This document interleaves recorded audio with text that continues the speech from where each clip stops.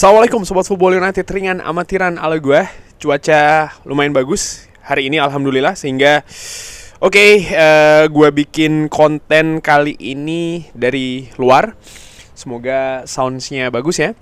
Nah, gue ingin berbicara terkait dengan situasi Erik ten Hag, dimana gue sudah bikin kontennya ya kan, bagaimana Erik ten Hag ini berbicara di sebuah acara ketika itu pertandingan antara Inggris menghadapi Serbia. Dia di studio NOS sebagai pundit, berbicara terkait dengan pertandingan tentu saja Inggris menghadapi Serbia sebagai pundit dan juga komentator.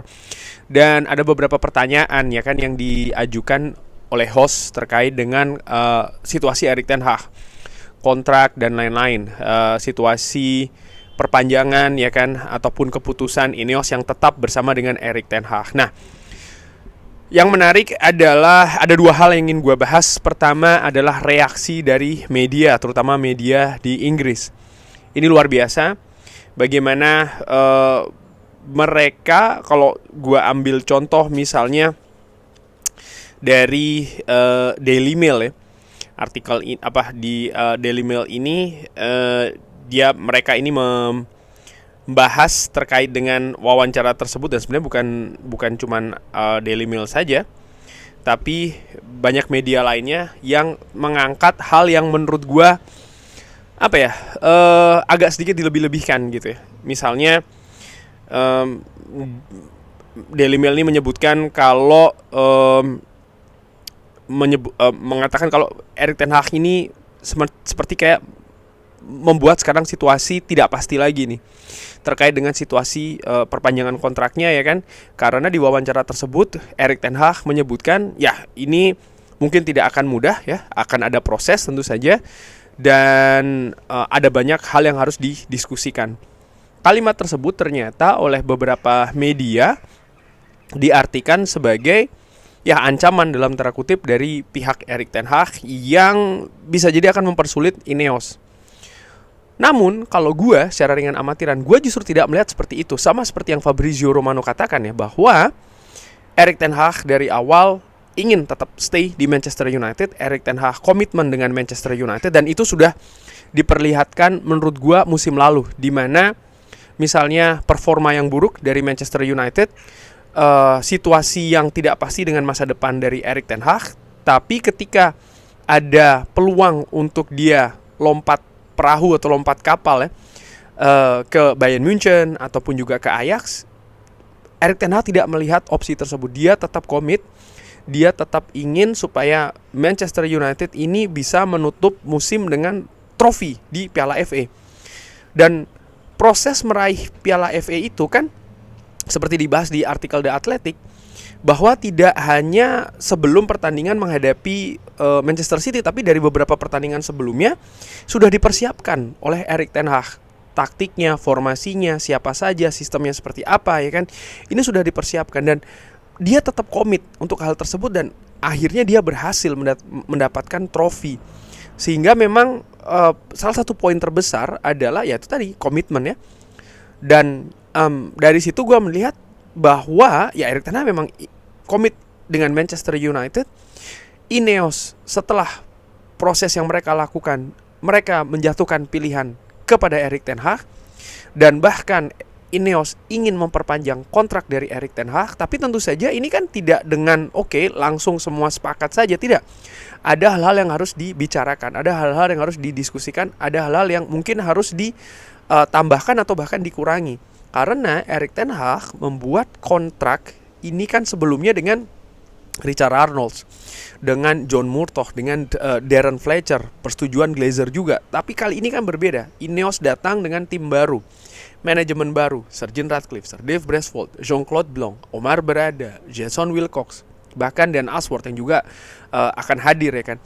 Ada banyak ide-ide baru, ada banyak rencana-rencana baru yang tentu saja harus disesuaikan dengan situasi Erik ten Hag. Dan dari hal yang gue katakan tadi di awal ya, bahwa Erik ten Hag komitmen dengan Manchester United, Ineos sudah menentukan pilihan kalau tetap akan bersama dengan Erik ten Hag. Dari situ gue melihat memang secara garis besar ya kedua belah pihak ini sepakat untuk terus bekerja sama. Hal-hal teknis dan detail sangat wajar harus dibicarakan lagi. Tapi gue tidak melihat, gue bisa salah sekali lagi ya, tapi gue lebih mengambil sisi Fabrizio Romano, katakanlah demikian pendapatnya ya. Gue mengambil sisi pendapatnya bahwa ya ini sudah 90%, tinggal 10% saja dibandingkan dengan judul-judul dalam tanda kutip yang agak ekstrim nih dari media Inggris, seperti misalnya dari Daily Mail.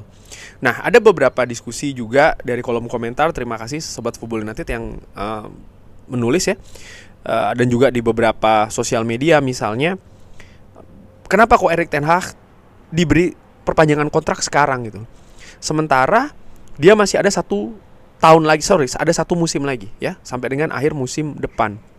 Kenapa tidak misalnya dievaluasi nanti di bulan Desember, melihat dulu performa setengah musim?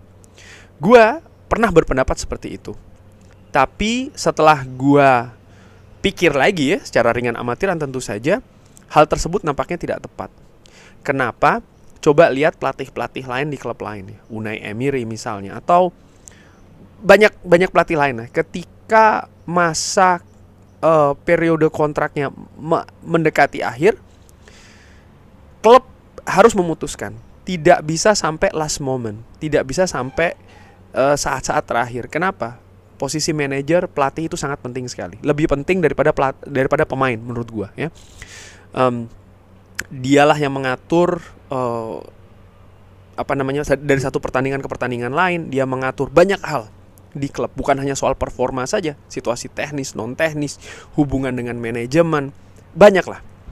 Dan dengan hanya menyisahkan satu musim saja, gue nggak tahu ya kalau di kompetisi lain, di negara lain mungkin sangat biasa pelatih dikontrak 1 tahun ya kan. Bahkan dalam 1 tahun pun yang udah dikontrak cuma 1 tahun, beberapa bulan sudah dipecat ya kan, karena ya mungkin situasinya berbeda. Tapi kalau gue melihat di dunia sepak bola yang modern, semua tuh butuh kepastian, semua butuh kejelasan, termasuk juga Erik ten Hag akan sangat tidak nyaman dengan apa yang misalnya dia lakukan ya, dan dia rencanakan, tapi dia hanya diberikan waktu 1 tahun saja ataupun 6 bulan saja.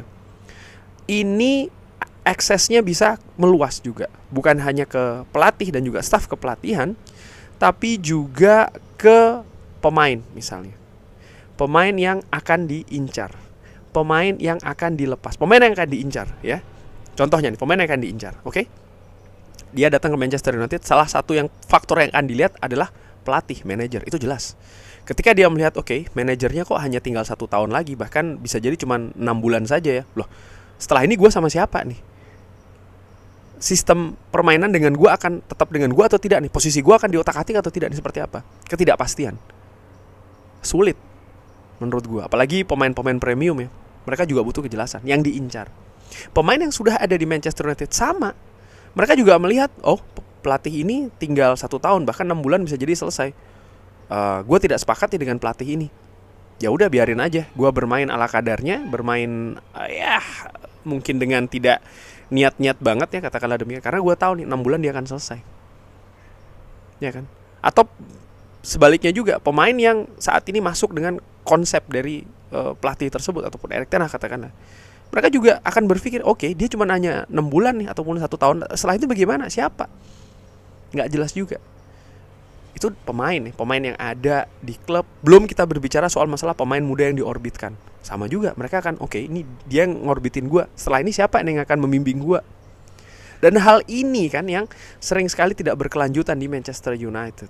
Terlalu sering siklus ini dipotong-potong menurut gue.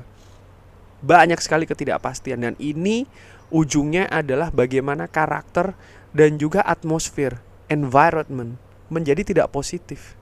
Sehingga menurut gua pilihan dari Ineos ya, seperti gua singgung juga di video pada saat itu terkait dengan masa depan Erik ten Hag, yes atau no. Gua katakan kalau memang Ineos tidak dengan Erik ten Hag, ya sudah, putuskan, selesai, berikan ke manajer atau pelatih lain, berikan manajer itu kontrak yang juga jelas ya, mungkin 3 musim, mungkin 4 musim, seperti itu. Tapi di sisi lain, ketika memang Ineos juga oke, tetap dengan Erik ten Hag, ya tidak bisa dibiarkan hanya oke, habiskan saja kontraknya, nanti kita akan lihat. No, terlalu banyak resiko dari ketidakpastian. Gua melihat seperti itu, dan dari situ gua melihat memang Ineos pun juga akhirnya mengambil langkah tersebut kan. Karena ketika dia tidak mengambil langkah tersebut, artinya Ineos tidak mengambil langkah juga menawarkan perpanjangan kontrak. Mereka pun juga akan bermain-main dengan resiko yang sangat besar di musim depan, di mana di musim tersebut Ineos pastinya dengan mereka akan menjalani musim utuh secara pertama di Manchester United ya kan. Semua juga udah tahu mereka memegang football operation. Pasti fans juga akan menantikan nih hasilnya seperti apa. Mereka tahu di Manchester United proses itu penting, tapi progres artinya result ya dalam hal ini adalah hasil, itu juga dilihat. Sehingga menurut gue Ineos juga tidak ingin katakanlah bermain dengan resiko yang sangat besar berupa ketidakpastian di banyak aspek kalau mereka mengatakan iya dengan Erik ten Hag tapi tidak memberikan perpanjangan kontrak. Sekali lagi sih ya, kalau dari sisi fans tentu saja inginnya kita lihat saja nih, uji coba dulu ya, kira-kira dites dulu bagus gak nih. Kalau enggak udahlah ganti lagi dan lain. Tapi pada kenyataannya kan tidak semudah itu. Di dunia kerja pun namanya kepastian itu juga penting sekali. Karena dari kepastian tersebut akan menimbulkan kenyamanan. Kenyamanan akan menimbulkan fokus dan juga kinerja yang bisa lebih totalitas. Kurang lebih demikian ya. Serta bisa membangun karakter, dan itu penting sekali sih menurut gue. Kurang lebih demikian, seperti itu. Kalau ada pendapat lain seperti biasa bisa drop di kolom komen. Terima kasih sudah menyaksikan. Jangan lupa like, sholat, dan juga subscribe. Semoga Sobat Football United dilindungi oleh Allah semuanya, lancar-lancar selalu segala usaha positifnya, dan juga murah-murah rezekinya. Sehat-sehat selalu, sehat-sehat sekeluarga. Jangan lupa like, sholat, dan juga subscribe. Wassalamualaikum warahmatullahi wabarakatuh. Thank you.